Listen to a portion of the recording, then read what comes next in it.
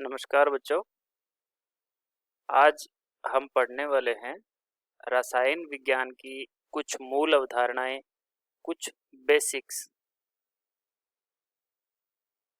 Basic चीज़ें जो होती है, मूल अवधारणाएं क्या होती हैं, इनके बारे में आज हम देखेंगे। सबसे पहले हम देखते हैं परमाणु भार या परमाणु द्रव्यमान। परमाणु भार या परमाणु द्रव्यमान किसको कहा जाता है? अब देखिए, परमाणु द्रव्यमान जो होता है वो परमाणु से संबंधित है। नाम से ही पता लग रहा है कि हम अगर देखें, ये एक हाइड्रोजन परमाणु है, ये हीलियम परमाणु है, ये लिथियम परमाणु है, ऐसे ही सोडियम परमाणु है और ये क्लोरीन परमाणु है। अब यहाँ हर एक परमाणु के अंदर हर परमाणु को उसका एक परमाणु क्रमांक और उसका एक परमाणु भार जो ऊपर लगा होता है, वो या तो इस तरफ लगा होता है या इस तरफ यहाँ लगा होता है। जैसे 2He4, 3Li7 या 11Na23 या 17Cl35, इस तरीके के कुछ हमारे पास ये लगे होते हैं, है ना, अंक लगे होते हैं। अब ये जो नीचे वाले अंक होते हैं, इनको हम कहते हैं, ये जो अंक हैं इनको हम कहते हैं परमाणु क्रमांक। अब एक चीज ध्यान में रखना, ये परमाणु क्रमांक होता है, इसको हम Z से व्यक्त करते हैं, ठीक है।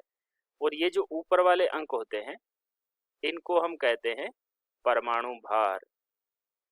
इनको क्या कहते हैं? परमाणु भार कहते हैं। इसको हम A से व्यक्त किया जाता है।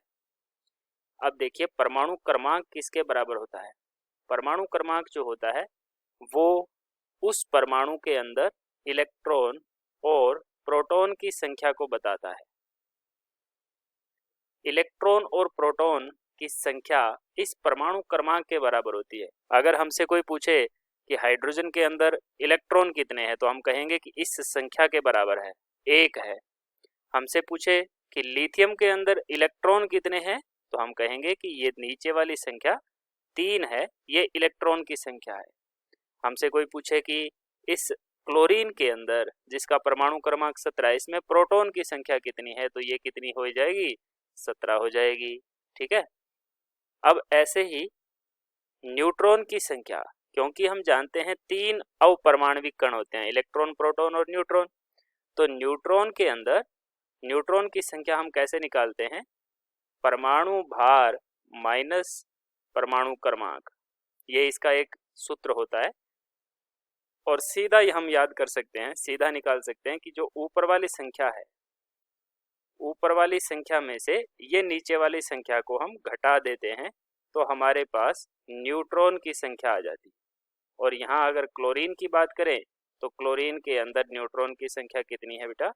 18 हो जाएगी, क्योंकि ऊपर वाली संख्या हमारी 35 है, नीचे वाली संख्या 17 है, तो न्यूट्रॉन की संख्या कितनी हो जाती है? 18 हो जाती है। एक चीज और ध्यान में रखनी है, और वो है कि हमारा न्यूक्लियॉन जो होता है, न्यूक्लियॉन किसको कहते हैं या न्यूक्लियस किसको कहते हैं? न्यूक्लियस का मतलब होता है केंद्रक। न्यूक्लियस होता है वो केंद्रक को कहते हैं। और न्यूक्लियॉन किसको कहते हैं? इन 2 अवपरमाणविक कणों को कहा जाता है, प्रोटॉन और न्यूट्रॉन को। ये 2 कण जो है ना, वो किसी परमाणु के नाभिक में स्थित रहते हैं। अब एक दिमाग में चीज और रखना कि परमाणु जो होता है वो गोलाकार आकृति का होता है, इसके मध्य में कहीं केंद्रक होता है। यहाँ मध्य में एक केंद्रक होगा, इस केंद्र के चारों तरफ इस तरह की कुछ गोल कक्षाएं बनी होंगी, और ये गोल कक्षाएं, इनको हम कह देते हैं KLMN या फिर 1 2 3 4, इस तरीके की कक्षाएं होती है। और इस न्यूक्लियस के अंदर, यहाँ पर इस न्यूक्लियस के अंदर ये प्रोटॉन और न्यूट्रॉन पाए जाते हैं। अब किसी भी परमाणु में से प्रोटॉन और न्यूट्रॉन तो हम निकाल नहीं सकते, लेकिन इलेक्ट्रॉन जो होता है ना, जो वो बाहर की कक्षाओं में रहते हैं, उन इलेक्ट्रॉन की संख्या को हम कम या ज़्यादा कर सकते हैं किसी परमाणु में से। ठीक है, तो अब देखिए परमाणु भार जो होता है, परमाणु भार वो किस पर आधारित है? परमाणु भार का मतलब है ये जो हमारा परमाणु भार है ए, तो ये ए निकालना पड़े तो हमारे पास आ जाएगी न्यूट्रॉन की संख्या प्लस जेड, है ना। इस सूत्र से हमने क्या निकाल लिया, इस सूत्र से हमने निकाल लिया ए का मान निकाल लिया कि न्यूट्रॉन जेड को इधर ले गए, ए का मान आ गया एन प्लस जेड, और हम जानते हैं कि जेड बराबर होता है प्रोटॉन की संख्या। तो यहाँ से हम जेड का मान यहाँ प्रोटॉन रख दें तो ए बराबर होता है न्यूट्रॉन प्लस प्रोटॉन की संख्या के बराबर। बड़ी अच्छी चीज आएगी। देखो किसी भी परमाणु का जो परमाणु भार होता है, ये परमाणु भार होता है, ये हमेशा प्रोटॉन प्लस न्यूट्रॉन की संख्या के बराबर होता है। ठीक है ना, प्रोटॉन प्लस न्यूट्रॉन की संख्या के बराबर होता है। परमाणु भार का मतलब इन अवपरमाणविक कणों के वजन के बराबर, इनके भार के बराबर होता है, इनके भार के योग के बराबर होता है। अब देखो किसी भी परमाणु के अंदर हमें परमाणु भार का पता लग गया। अब मान लो हमारे पास कोई परमाणु दिया हुआ है, मान लेते हैं बोरोन दिया है, कार्बन, नाइट्रोजन, ऑक्सीजन, या इसके अलावा सल्फर दिया हुआ है या सिलिकॉन दिया हुआ है। हमें पहले परमाणु क्रमांक के बारे में पता होना चाहिए। बोरोन का परमाणु क्रमांक कितना होता है? 5, कार्बन का 6, नाइट्रोजन का 7 होता है, ऑक्सीजन का 8 होता है, सल्फर का हमारा 16 होता है। ठीक है, और सिलिकॉन का कितना होता है? इसका होता है सिलिकॉन का, तो सिलिकॉन का जो परमाणु क्रमांक होता है सिलिकॉन का वो कितना होता है?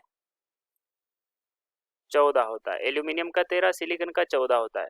और हमें ये ध्यान में रखना है कि जो द्रव्यमान होता है या परमाणु भार होता है वो लगभग दुगुना होता है या दुगुने से 1 या 2 ज़्यादा होता है। ऐसा हमें कुछ का याद रखना है और कुछ का हमें दुगुना लेकर के चलना है। अगर हमें नहीं पता है तो हमें क्या करना है, जस्ट इसका दुगुना कर देना है जो परमाणु क्रमांक दिया हुआ है।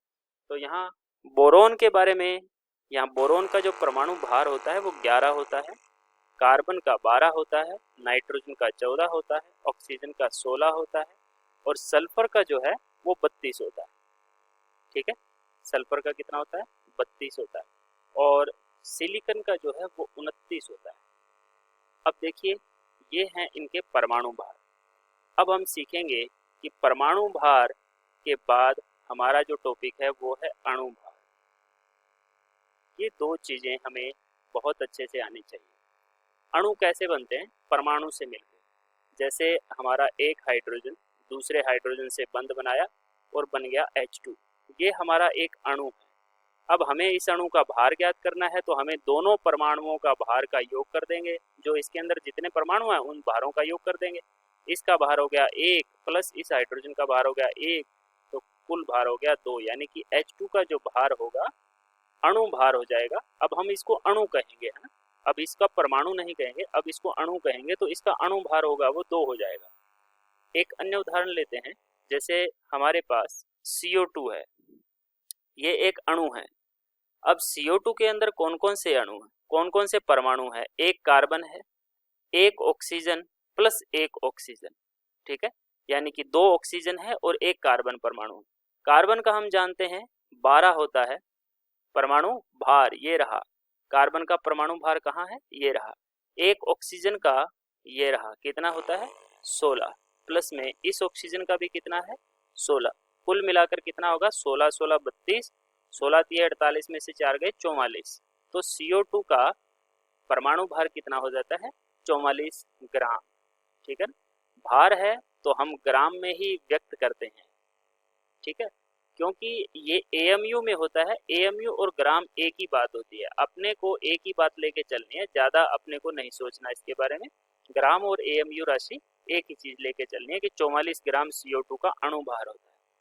अब बात आती है कि हम H2O का निकाल के देखते हैं। H2O भी एक अणु है, हमारे पास H2SO4 भी एक अणु है, HNO3 भी एक अणु है।